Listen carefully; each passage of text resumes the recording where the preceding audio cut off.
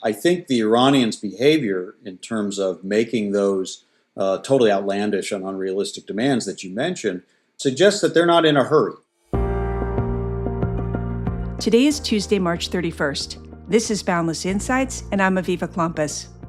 A month into the war with Iran, it's hard to know whether the war is ramping up or winding down.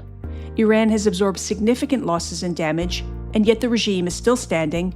It continues to project power across the Middle East and retains the ability to disrupt global energy markets. And so we're left asking, what has this campaign actually achieved? And are we moving toward a defined outcome or settling into prolonged confrontation?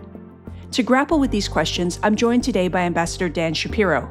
He served as U.S. Ambassador to Israel during the Obama administration and has held senior roles at both the Pentagon and State Department.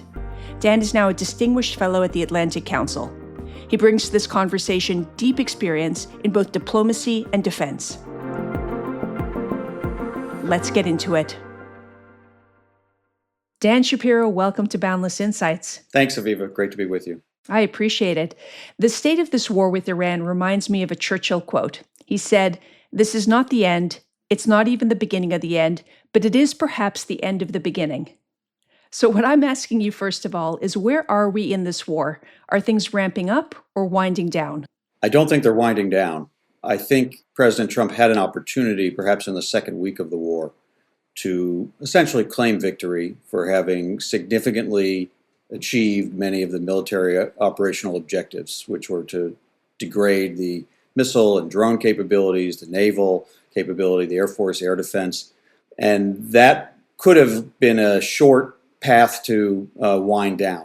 However, once the Strait of Hormuz was closed, that becomes a new operational requirement for this war.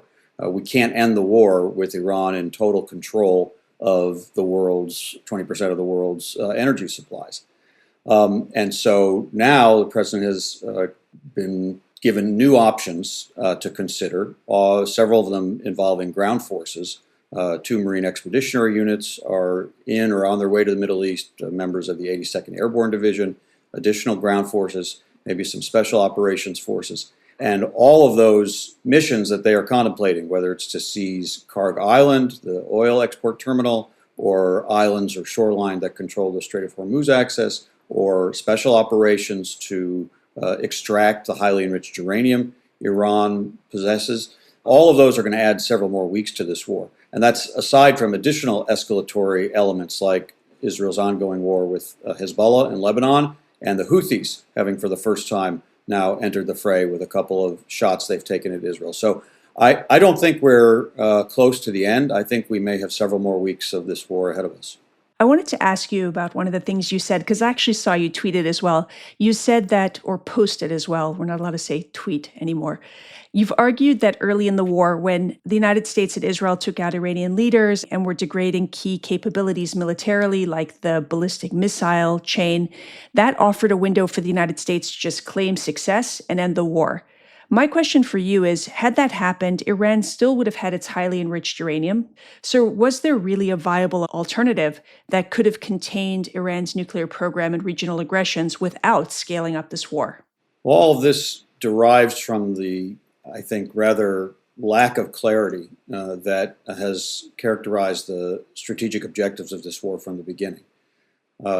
President Trump and his cabinet members did outline those specific operational objectives that I mentioned, and the military has, I think, made good progress on them. And it's true, not all of these capabilities have been eliminated, but they've been significantly degraded. But at no time at the beginning of the war did the president land firmly on, let's say, regime change as objective of the war, although it was suggested on and off in the early days. At no time in the first phase did he talk about extracting the highly enriched uranium. Of course, the 12-day war last summer, which I supported the U.S. strikes as part of that at Midnight Hammer, definitely degraded Iran's enrichment capability, probably buried a significant portion of the highly enriched uranium. And so it kept that program further away from a nuclear breakout than it had been previously, and that was good. And the story wasn't over, of course, either through diplomacy or through additional military strikes. We knew we were going to have to deal with that. What is concerning is the way the objectives of the war seem to be A, a little bit unclear, and B, kind of expanding as we go in a kind of improvisational way. And even today, President Trump is somewhat inconsistent. He'll say, we're almost done. Well, if we're almost done, we're not going to get the HEU out. Or he says we can just keep bombing our little hearts out. Well, I think he's saying we're almost done to the oil markets, and we're not going to be done until you're destroyed to the Iranian regime. We get to hear both at once. No question. He's trying to talk down the oil markets by suggesting that we're near the end. But in order to achieve these sort of more expansive objectives, we're not nearly done. And so we'll all have to buckle down and stomach whatever economic disruption and pain that's going to cause in order to go to those extra objectives. But it's true that we might, if we don't to go all the way through, let's say the economic pain is too much for the world to bear, we will probably end up with a much weakened Iranian regime, and that's to be welcomed, obviously, but a regime that still maintains some capabilities that we're going to need to contain and need to be on guard against their further development, and look for additional ways to support the Iranian people, which is really the mechanism to ultimately achieve the regime change we all want to see, rather than a military regime change war. Dan, let me ask you two questions. How worried are you or were you about Iran's nuclear program back in February before this current war started? And it sounds to me, but I want you to clarify, do you believe it was a mistake for the U.S. to launch this war?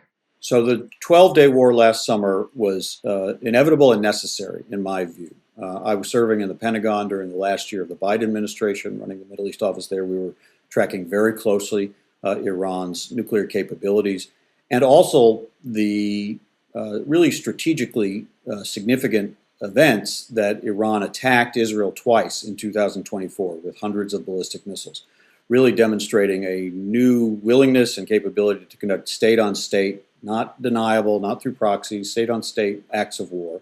In addition, they had significantly expanded during the Biden administration and then during the first 6 months of the Trump administration their enriched uranium up to 10 bombs worth of 60% uranium with a very short timeline to enrich it to weapons grade. And we knew through intelligence that they had been doing research that would shorten the timeline to actually weaponize, to actually build a weapon. It's a different process from enrichment, if they ever got the decision from the Supreme Leader to do so. So they were much too close for comfort by mid-2025, and it was inevitable and necessary to do those strikes. I thought they might come a little later after the snapback of sanctions in October, but it happened in June. That was absolutely necessary. What that did was it did set back the program. It eliminated all of their underground enrichment facilities. It buried a lot of their highly enriched uranium. We did lose some visibility because we don't have the IAEA inspectors in, but I was satisfied that at that time, the effect of those strikes had bought some significant time and was going to need to be monitored with a lot of vigilance. Then I think, of course, Prime Minister Netanyahu brought to President Trump the concern about the ballistic missile program, the significant expansion that Iran had planned up to, say, 10,000 ballistic missiles, which really could pose a strategic threat to Israel, and that needed to be dealt with sometime in 2026. Reasonable. He spoke about that with the president at Mar-a-Lago in December. And then the protests happened in January, and the president made his very bold statements about how we'll have the people's back and they should go to the streets and there'll be a price to pay. And then, of course, the regime crushed the protests brutally, 30,000 perhaps protesters killed. So a lot of these things got sort of mixed up in time and in preparation. And then, of course, the president brought a very large force into the Middle East in February and was conducting negotiations, but not negotiations, I think, that had any chance of achieving a breakthrough on the nuclear program. But it meant that there was kind of a rush decision based on having the forces in place, needing to use them or send them home, and without full identification of what the strategic objectives were or explaining them to the American people or Congress. And then suddenly on February 28th, a lot of Americans woke up. I was in Israel at the time, so I was already awake. But when Americans woke up on Saturday, February 28th, they were kind of surprised to discover we're at war in the Middle East. Where did that come from? Why are we doing it? And it wasn't explained clearly. So could there have been a need at some point this year to deal certainly with the ballistic missile program and maybe with the nuclear program? I couldn't understand that argument. Were we ready to do something that ambitious by the end of February based on all the preparations would have been required and the clear definition of objectives? I don't think we were. Can you say a little bit more about what you think needed to be in place before America started this war? Well, one thing that should have been in place is a clear explanation to the American people of why this is necessary, why it's necessary now. What's the threat? But doesn't that remove the element of surprise? Only insofar as the first strike on the leadership targets. Those are meaningful targets, obviously, but by the end of February, the entire world had seen that we had moved 2 aircraft carrier strike groups into the region, that we had moved significant air power into the region. It was obvious we were poised to conduct military operations at a time of our choosing. Or a threat in order to incentivize the Iranians to take negotiations more seriously. Sure. But for a president who ran on the criticism of previous Middle East wars, saying he would not get dragged into regime change wars, to then put such a large force into the region, but not at any time. He had a State of the Union address just a few days before the war started and gave really light coverage to this topic to explain, what are we doing? Why are we doing it? Why is it important? Why is it worth the risks? What's the exit strategy? What are the strategic objectives? I think all of that was lacking. And I think you've seen that in the kind of somewhat cavalier and improvisational nature of how he has described what we're trying to achieve. The first several days, he and the cabinet were kind of all over the place. Is it regime change? Is it not regime change? Is it these limited military objectives? Is it something more? At that time, the HEU and the nuclear program were barely even being mentioned. Then we're 3 or 4 weeks in now, and now the requirements are expanding, obviously because the Strait of Hormuz is closed, so the world's energy is being held hostage. That can't be permitted. And of course, now the HEU is being mentioned again because we have special forces and we might need to consider that option. Well, that's a several weeks long option. So, if in February the President of the United States had explained to the American people that we have, and to Congress, which also was lacking, that we have a requirement because of the specific kind of threat and the timelines we're on when that threat, would reach something that we have no other means to address, not containment, not diplomacy, not deterrence, not more limited military action, to bring us to a major full-scale war in the Middle East, something he pledged against, something that will cause global economic disruption, something that will divert attention from other strategic priorities we have in the Indo-Pacific, in Europe, then, that's a different conversation. But that's really not how we found ourselves in this situation. We sort of backed into a much bigger project than was, I think, envisioned by the president. I think he kind of was seduced by his relative success on one-and-done short strikes, Operation Midnight Hammer against the Fordo facility, or extracting Maduro from Venezuela, and thinking this would be kind of quick and easy and the Iranian regime would crumble. But that was not an accurate or a realistic expectation. Just a quick footnote, because you've said now a couple times HEU, that is highly enriched uranium for folks who are listening and wondering. You mentioned the point of negotiation and diplomacy, so let me ask you about that. The Trump administration put forward a 15-point plan that effectively demands full Iranian capitulation on its nuclear program, on its ballistic missile program, and on its support for terror groups across the Middle East. So my first question is a very basic one. Who exactly is the United States negotiating with, because Israel took out most of the leadership?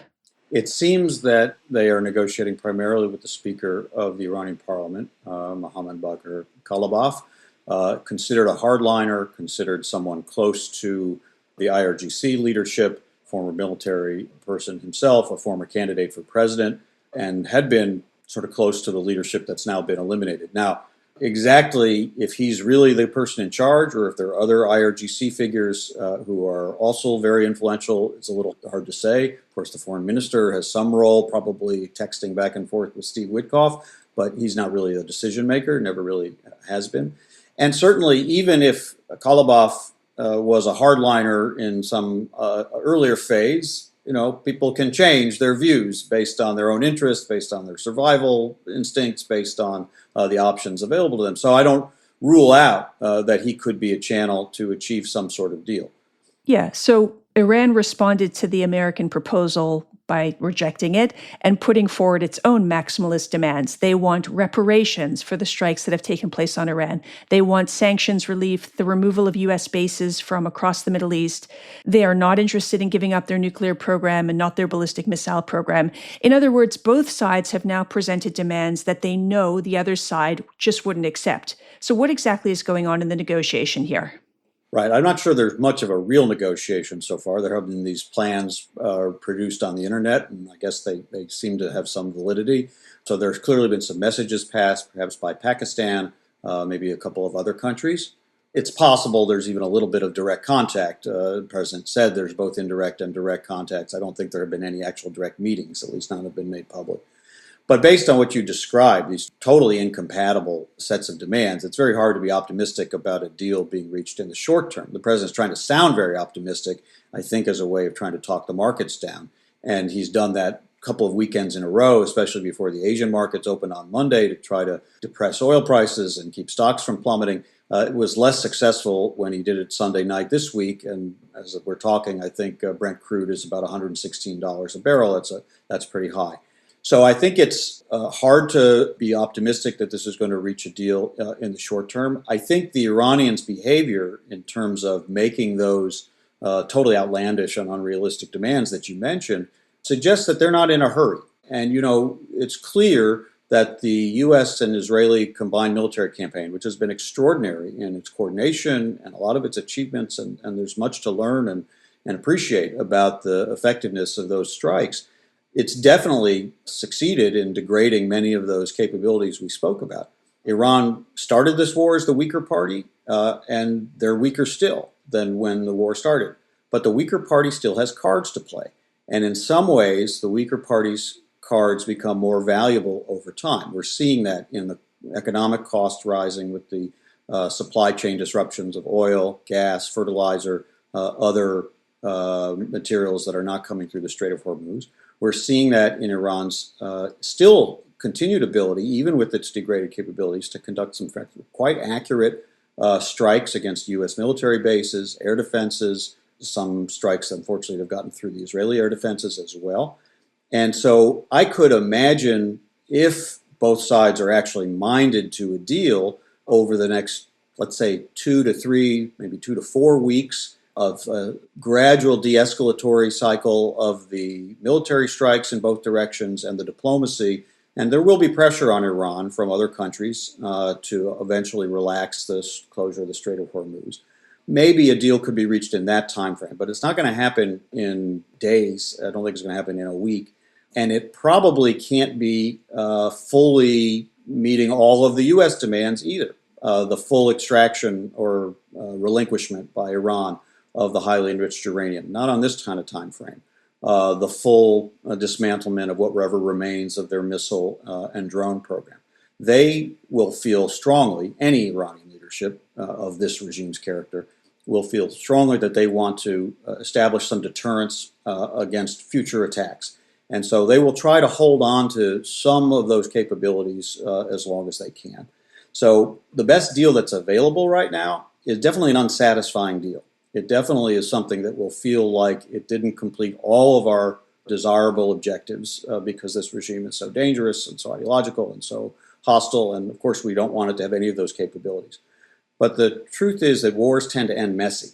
It's very unusual, absent a full-on invasion and absolute total takeover of the country, for one side to get everything it wants when the messy end arrives. So we will probably have to make some choices and live with something less than our fullest desire of those objectives. What do you think the U.S. needs to accomplish or achieve before it can call an end to the war? Well, I think a lot of the success of degrading the capabilities that the military has spoken about is in the books and can be marked down. I would obviously love to see the HEU, the highly enriched uranium, removed. If that's going to be done through a special forces operation, that's, again, more weeks and more risk while that operation takes place. That's not a one and done, in and out in a day kind of operation. That's something that's going to be much more complicated and risky. So an alternative to that might be resuming inspection. So at least we have visibility on that, making sure there are commitments that then can be verified, that enrichment is not being resumed. That's important. That's necessary. And obviously, ensuring free flow of energy and other shipping through the Strait of Hormuz is something that we sort of have to have as an established outcome of this. We have tools. Some of them might be tools of leverage with those forces in the region. But if the decision is made to try to deploy those forces onto the ground, onto Iranian territory, whether it's Karg Island to give us leverage over their oil exports, whether it's shoreline or other islands that control the Strait of Hormuz and try to eliminate threats there, whether it's the special operations mission to take out the uranium, All of those are risky and add time. So again, that's why I think the shortest end to this is maybe 2 to 4 weeks of some very intensive and creative diplomacy and a gradual de-escalation, but will leave us short of achieving some of those objectives. If the decision is to use those forces as more than leverage and actual operational tools, we could be for many more weeks in this war. The United States in recent days has sent thousands of additional troops to the region. The normal buildup of American troops in the Middle East is 40,000, and at the moment it's 50,000. And President Trump says it's to give him more options in terms of what he can do, some of the things that you laid out. Now, Secretary Rubio says the United States can achieve all its objectives in Iran without ground troops invading Iran. Do you think that's credible? I think it's credible if we limit ourselves to the initial military objectives that he described, and Admiral Cooper from CENTCOM and General Kane, the chairman of the Joint Chiefs, have repeated in every press discussion. Degrading the missile program, both its production and its launching and its storage facilities. Same with the drone program. Same with the Navy, which has been largely decimated. Same with the air defenses, which are basically down. And perhaps certain other regime targets or striking other nuclear facilities, even if they've already been struck, to continue to prevent their reconstitution. Those are tasks, I think, that can be achieved without ground forces in Iran. But if we are talking about opening the Strait of Hormuz through something other than a diplomatic agreement, if we are talking about removing the highly enriched uranium, I'm not sure that those are achievable without using the ground forces that are in the region. Of course, the president has said he has options. They're there. They could be a feint, but I think in some ways the tool tends to expand the goal to meet with the tool that's available. I think, we have a little bit of that in February when President Trump was conducting the negotiations on the nuclear program in February. At the same time, he was doing this massive buildup of the U.S. forces.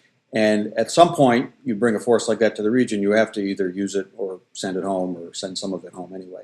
And so in some ways, the goals at that time expanded from what was being negotiated, which is exclusively nuclear issues, to missiles and drones and air defense and everything else. So it expanded to be what was made possible by the tool available. You put the ground forces in the region now, you kind of have the same dynamic. At some point you use them or you send them out home, but they are capable of doing other things. So the goals have expanded. All of this is also coming against not just the economic disruption that I described, which I think we're only really seeing the beginnings of, with high prices, but it's also costing us in terms of our readiness in other regions, in particularly the Indo-Pacific, where we haven't had an aircraft carrier strike group now for probably close to 2 months and may not have one for quite some time. China is looking at that, thinking about its ambitions for Taiwan, and we're obviously less present. We've used a significant amount of the munitions, Tomahawk missiles, interceptors, Patriots, THAAD missiles, and the like, that need to be used in other theaters, and we have a long, too slow reproduction cycle in our defense industrial base. There's the risk of higher oil prices putting more money in Putin's pocket and fewer interceptors being available for Ukraine and leading to a longer war in Ukraine, which has already strained Europe and strained our interests. So there's a lot here going on. What's your prediction? Do you think we'll see American boots on the ground in Iran? At this point, I think it's more likely than not. And I don't know which of those missions I mentioned, Kharg Island, other islands or shorelines around the Hormuz Strait, or trying to extract the HEU. But at this point, I think with that tool available to the president, with the desire to have some additional achievement and maybe the necessity, particularly in the case of the Strait of Hormuz, to end the war without allowing Iran to continue to have that leverage, I think it's more likely than not. Dan, thank you so much for your analysis and your time. We appreciate it. Thank you. Wishing everybody a happy and kosher Pesach. Thank you so much. That's a wrap on today's episode of Boundless Insights. Whether you've been with us from the start or are just discovering our show, we're so glad you're here. If today's conversation sparked a question, challenged your thinking, or made you shake your head, I want to hear from you. Email me at podcast@boundlessisrael.org. Your feedback gives us ideas for new topics and new guests. And if you believe these conversations matter, there are 3 ways to support the show. First, hit that follow button so you never miss an episode. Second, help us spread the word. Share an episode with friends and family, post about it, or mention it in a group chat. It really does make a difference. And third, consider supporting our work. Boundless is a nonprofit, and we rely on donors to keep the show going. You can make a gift at boundlessisrael.org/donate. Until next time, stay curious, stay informed, and keep the conversation going.